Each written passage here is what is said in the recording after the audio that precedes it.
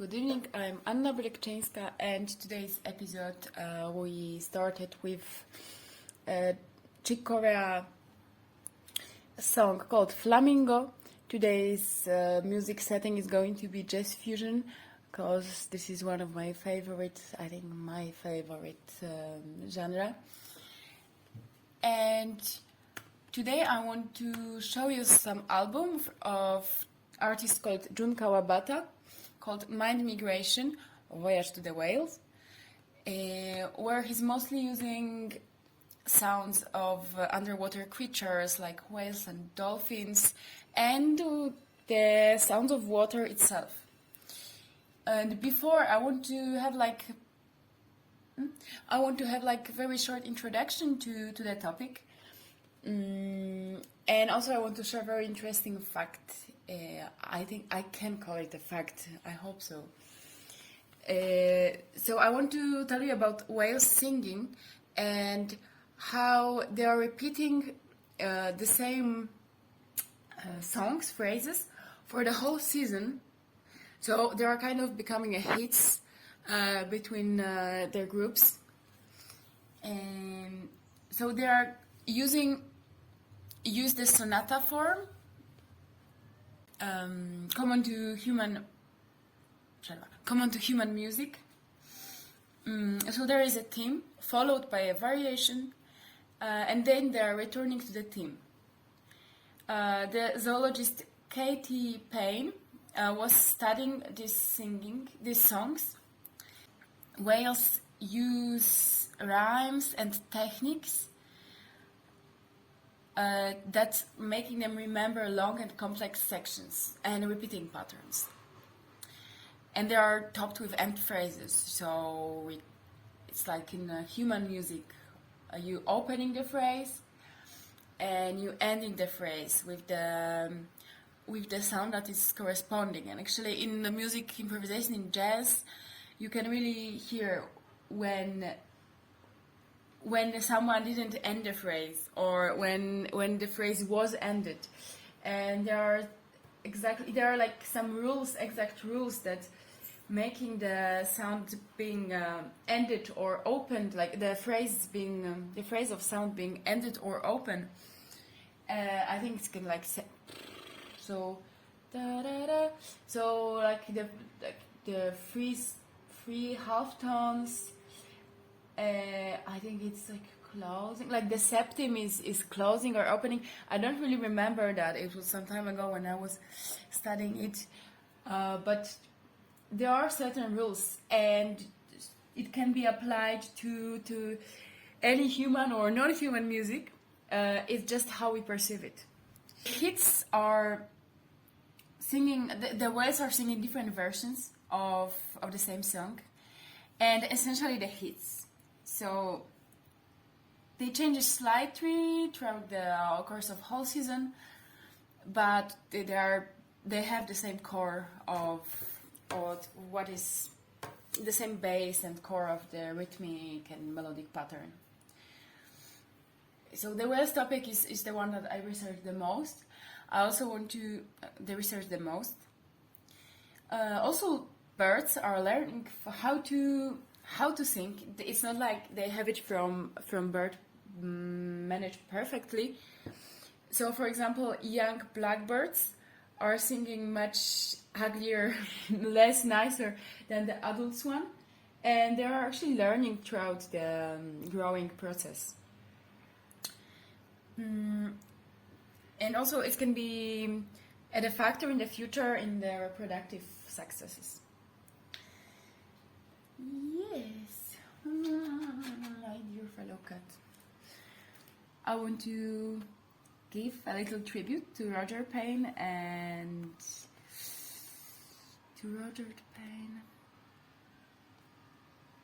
Katie Payne, who studied whales mammals, whales singing, whales songs.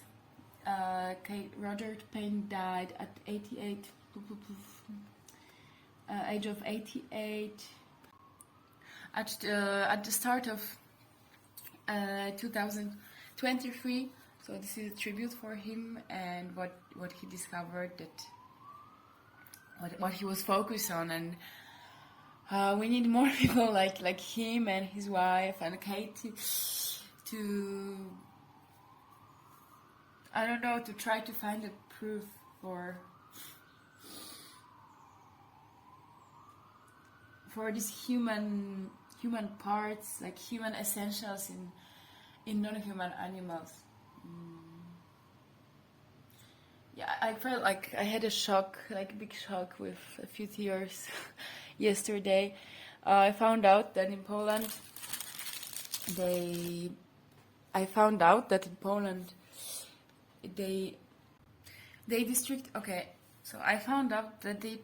restricted the law about absolute protection or strict protection of wolves in Poland.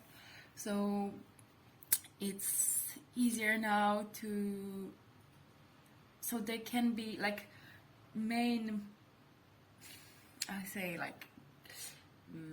country, municipality, I don't know how it's like administratively called, like administrative unit for a whole Poland of securing nature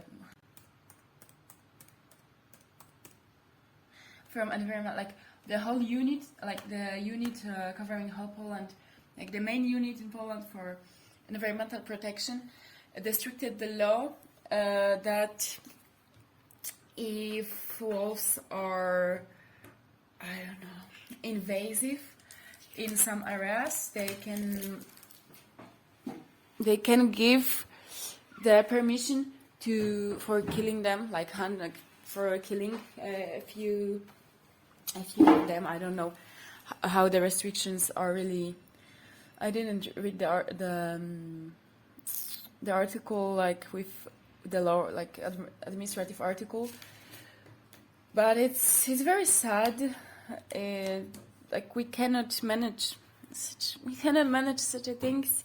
They also, it was all this year, and I think the wolf situation, the wolf restriction about wolf was like, I think, the start of the year. And at the 7th of July this year, there was a kind of a bit loud, I would say, case in Poland about there was made an approval to kill three bears that they were saying problematic cases. And there is around 150. Some websites are saying it's 120. Some people are saying it's 200 or 300, but we can estimate to 150 birds in whole. Like that's whole population of birds in Poland. And the government gave the approval to kill 3 of them. It didn't happen at the end, like happily, but just the fact that to manage the situation of problematic cases of 3 bears, you really that's the solution you're finding out, to kill 3 3 bears from 150 population is like 1/50 of the whole population of bears. It's not the way to look for the solutions. I'm really not proud of that event. I'm happy it didn't happen at the end. So that was just kind of, I really want to share it. It made me tremble yesterday. I just realized I cannot work in the field of environmental protection. It's just so sad, and I would be crying for most of the time. So that's why I want to focus on some more abstract topics that are on the edge of discussion all the time, and they are not very practical. That's my favorite thing. So enjoy the album of Jun Kawabata, and thank you. Yes, enjoy the album of Jun Kawabata, and I also after this I have some thoughts about approval and disapproval and the limits of it. Yes.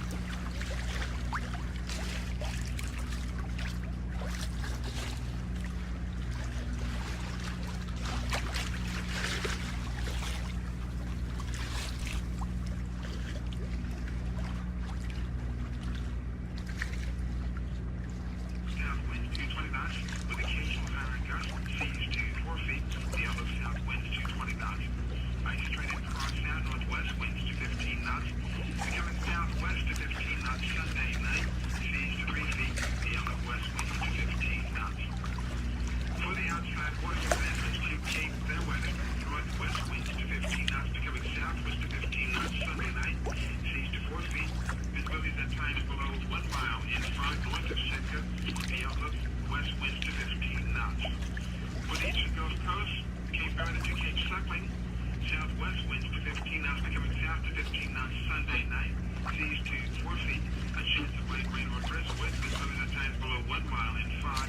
The outlook southeast winds 220 knots.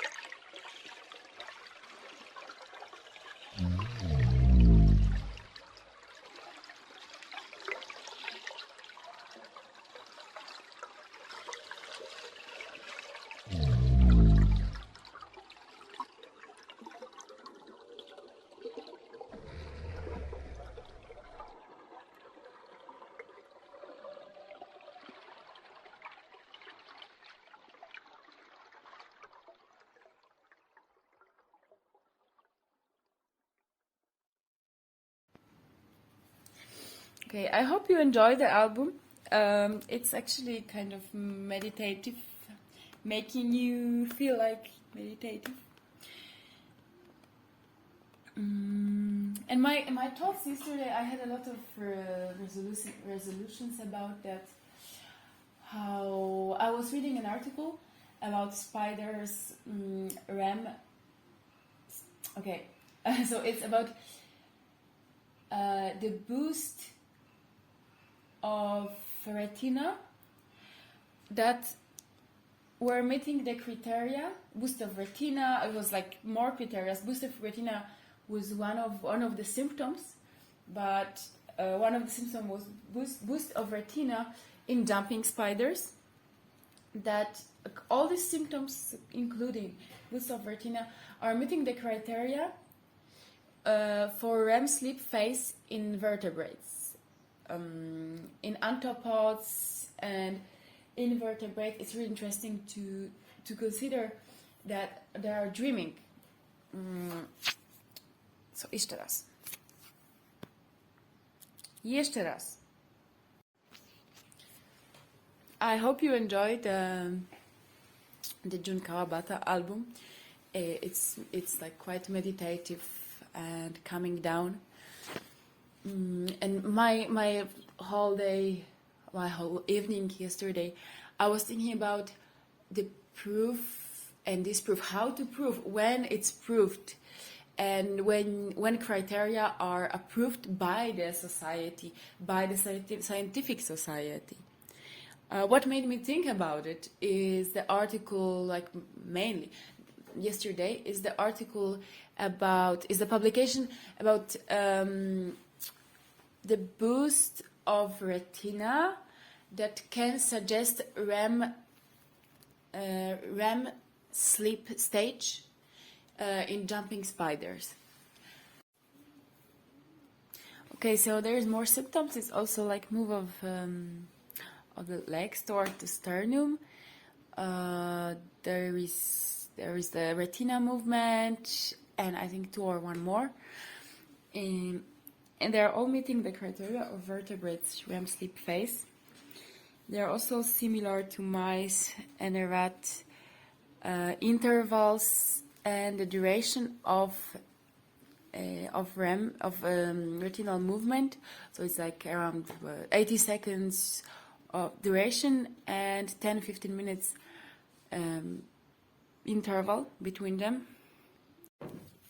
So if the symptoms are meeting the criteria, why we cannot say that this is proven that jumping spiders are experiencing REM sleep stage. In the article, they are saying it's REM sleep stage. It's like REM. It's like it's suggesting. So how we invertebrates saying they have a REM sleep stage state, and they have dreams, because we can say, oh, we're dreaming. I have this visual experience.